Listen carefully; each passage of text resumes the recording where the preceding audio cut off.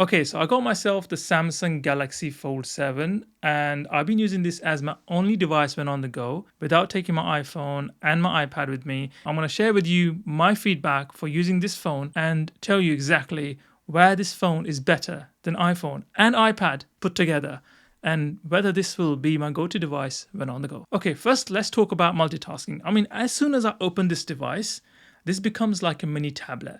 And what I normally do is I would go on the apps that I normally go on my phone and on my iPad. So it kind of becomes two in one because you can split the screen and it becomes two in one.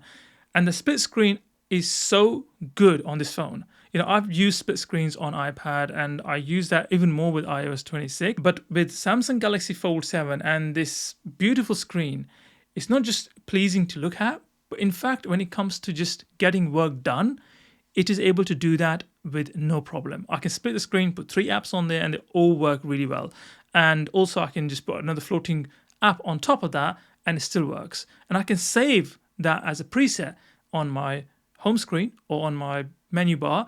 And then whenever I need to access it, I can just click and it's bam, it's there. Yes, you can also do that on iPad by having a stage manager or a multitasking window open and saved up in the background, which has all these different apps on at the same time. But when you go back to the app, it's never the same experience. Some apps refresh, some are not loading, some have lost the page you were before.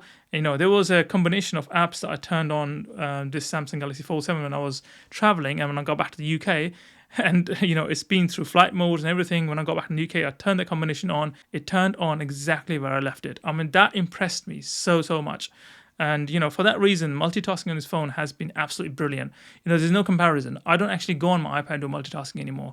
Even with great iOS 26 updates, I don't bother with that because it doesn't always work. And the best multitasking I've done on my iPad is probably having a WhatsApp screen on one side and maybe having emails on the other side. I don't really do intense multitasking. I don't really go like, I don't have really like Google Drive and then I have Google Sheet and Google Docs and then I have Notion on at the same time. My iPad wouldn't handle that, even with M4 chip. But with this one, I've actually done that. I had a combination of Notion, Calendar, and a Google Drive on at the same time.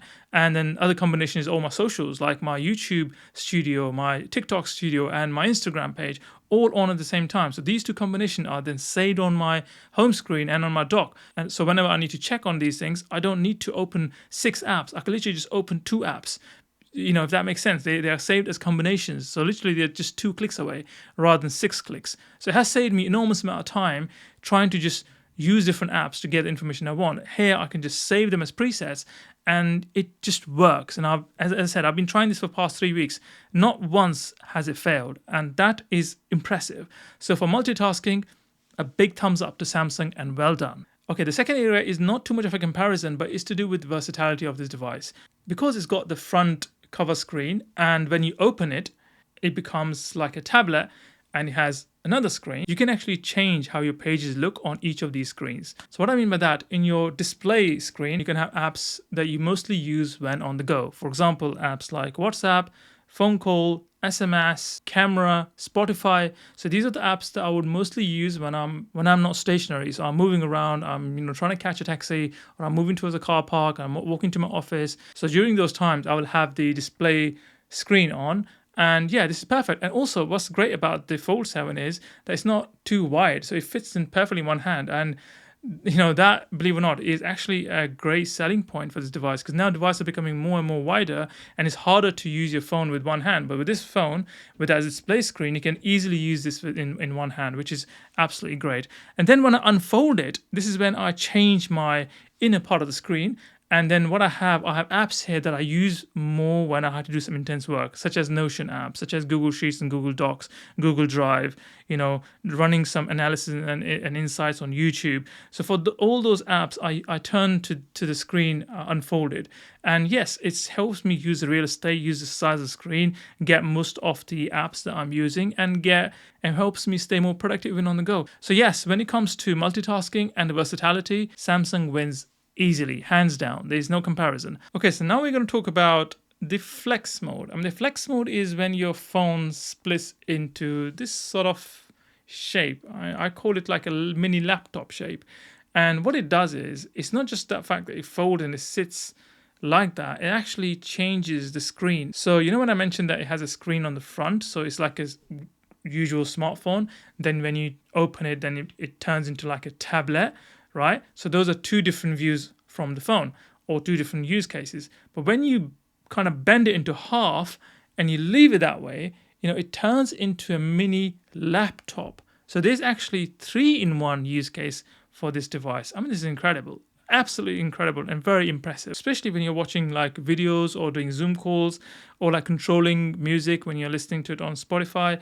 It changes the UI, and you can have the functionality on the one screen and other. Even in some cases, you can use it as a keyboard.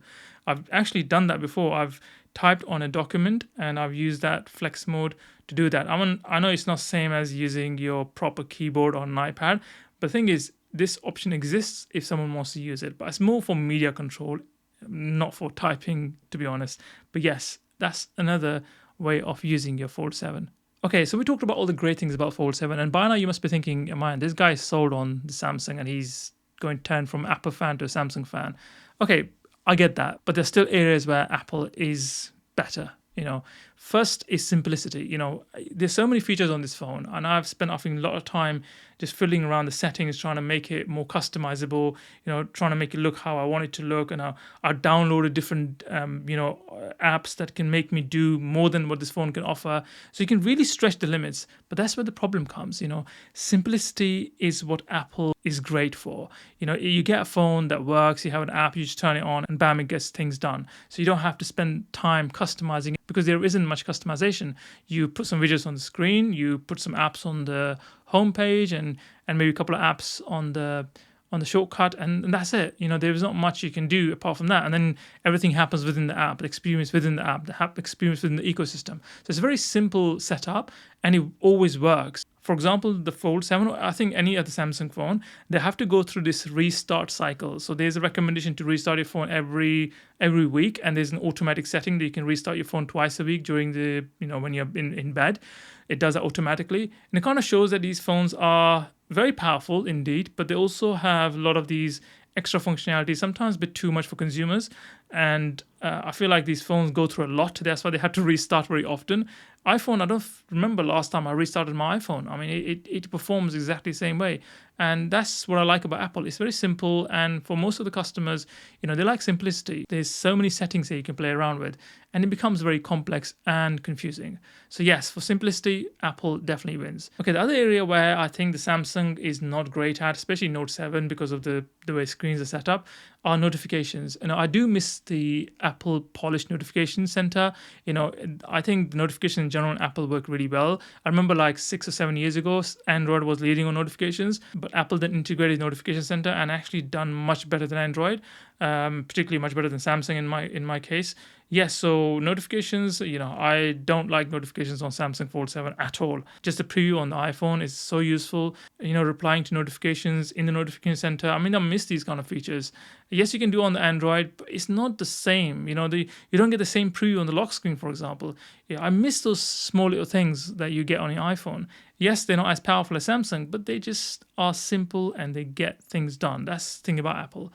So that's the second area where I think Samsung is still lacking. Okay, the last thing that I don't like about this phone, actually the two things, camera. So yes, I didn't actually get this phone to test the camera. I don't use this phone as my main camera. In fact, I don't use my iPhone as a main camera. I use smartphones for occasional photography. Like, I want to share something with someone. I found something interesting on the street. I'll just take a snap and share it. I didn't buy this phone for the camera, but I do wish that cameras on this phone were better. What I don't like is the fact that they've mentioned about these great specs of 200 megapixel and all that, but it's not even close to iPhone. My iPhone is 15 Pro Max. It's like 2 years older than this phone. And I feel like it's still taking better photos than Samsung Fold 7. I don't know. I haven't really tested the camera as much. I'm looking forward to taking more photos with this camera. And I did share some of the photos I've taken with this in my Instagram stories. But I don't know. I just don't get the same vibe as I get with the iPhone. The photos feel much better. The camera app is much better. And for camera, no, this is not the phone to go for. I mean, for productivity, yes, not for the camera. Okay, so other area where I think this phone needs a bit of work, this is the battery life. And a lot of people talk about the battery life. In my case, I use this as a smartphone, but also as a tablet. So if I'm, unfolding this phone very often and using this as a tablet, my expectation is the battery to last at least for the entire day. And that doesn't happen. I have to charge this phone at least twice a day to get about the complete day. I'm the kind of person who really hates to have 10% battery when I finish work. I like to be at least at 60%. But with this Samsung Fold 7, I did expect the battery life to be better because it's a bigger phone, right? When you unfold it, you can get a bigger battery in there. I know they had to make it really thin and all that, but they shouldn't have compromised on the battery life. I mean, this is very thin, right? So I don't know how you can even fit anything in this. And this is absolutely great, an art of engineering, I call it. But yeah, I have to use this phone. This is not a piece of art. I'm using this phone every single day. Okay, so if you don't have a bigger battery, at least have fast charging. Even that's not there. It takes me 2 hours to charge this phone from 0 to 100%. And that in today's day and age, it's not a good experience. And yeah, they should have done better. Maybe in Samsung Fold 8 would be better when it comes to battery, at least fast charging. But yes, so far I'm still enjoying this phone, despite the fact it's got not so great battery life. And there are some limitations when it comes to like simplicity and too many complex settings and all that.